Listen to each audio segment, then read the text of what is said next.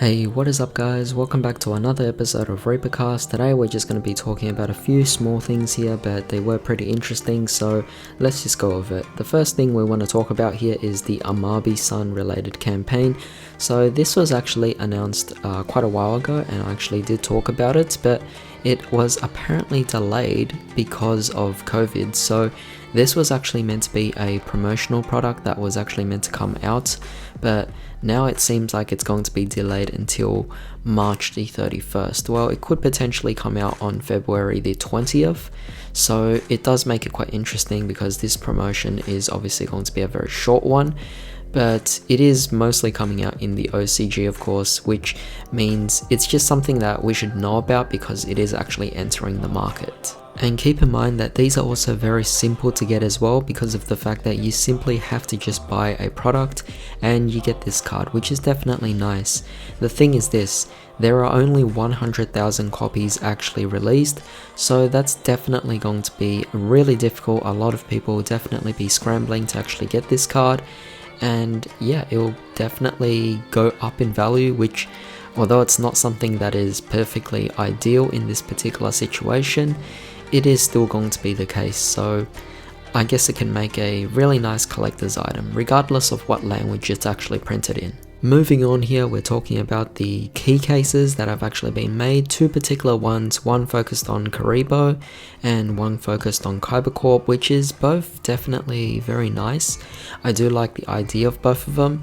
To be honest, when I'm looking at the Kybercorp one, it kind of does look like a purse in some sort of way, so yeah, definitely quite interesting, whereas the Karibo one kind of has that more, how should I say, just the Karibo one seems to be more of a, I don't know, playful wallet, and so it makes it quite interesting. But essentially what these are is they're basically places for you to keep your keys in, which I think is definitely quite nice. So, you know, I'm actually looking into getting in more merchandise for Yu-Gi-Oh, so hopefully these will be available somehow for players in the TCG realm.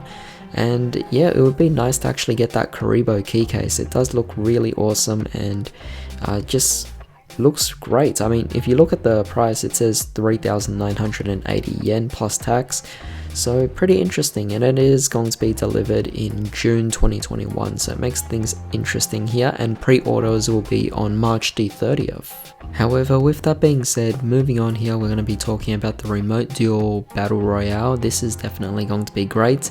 It's actually going to be focusing more on Asia actually coming into the Remote Duels, which is fantastic, of course, because they haven't had remote duels. It was mostly just the TCG realm actually experiencing it, but seeing that Asia is also now entering this as well makes me think, wow, this might actually be quite a long-term situation for us to actually be in this remote duel situation here. And seeing that, it does kind of make me think the Yu-Gi-Oh situation is definitely going to be quite weird here, and it sucks because being in Australia, the internet connection is pretty bad, and majority of the time I do actually have plenty of disconnections, and it is just not pleasant at all to play games on any of these different platforms.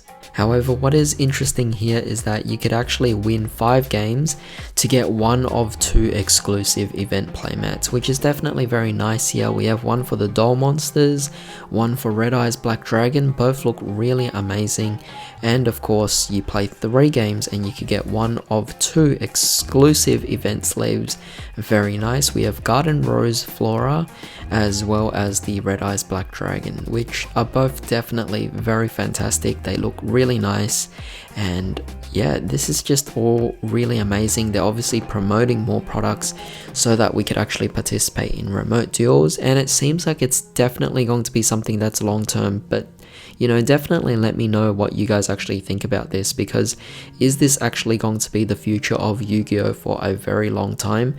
I might actually see that happening because a lot of countries around the world have been locked down. There is no travel actually allowed, and seeing that the vaccinations are going out at a very slow pace, I think that this might go on for the next 1 or 2 years, maybe even 3 years. So seeing the remote duels actually occurring now in OCG as well definitely makes me think that we better get used to this, and hopefully Australia does actually improve their internet connections. And lastly, I wanted to talk about a new card here called Snake Lily of the Abyss. Definitely a very interesting card here, but it is going to be something that will be working for reptiles, so that will be fun. But it's a normal spell card, and you can only activate one card with this card's name per turn. Send one reptile monster from your deck to the graveyard. Then if you have 5 or more reptile monsters with different names in your graveyard, you could special summon one reptile monster from your graveyard, which is, you know, it's not bad. I mean, it kind of acts like a foolish burial in one kind of sense, but at the same time it also can have a monster reborn effect as well, so not bad, because if you could actually make this work in reptiles, then that's definitely fantastic.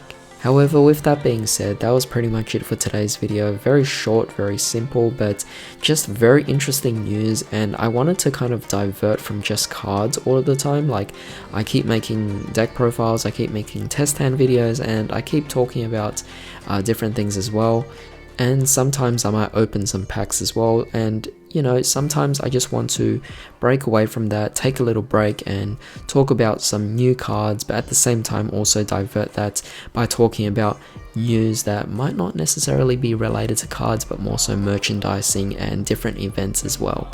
However, with that being said, I do hope you guys enjoyed this video. I will hopefully be returning to deck profiles again by tomorrow, but in the meantime, if you guys enjoyed this video, definitely drop a like, share this video, it really helps, and of course don't forget to subscribe for more videos just like this. But in the meantime, I hope you all have a wonderful day. I'll see you next time.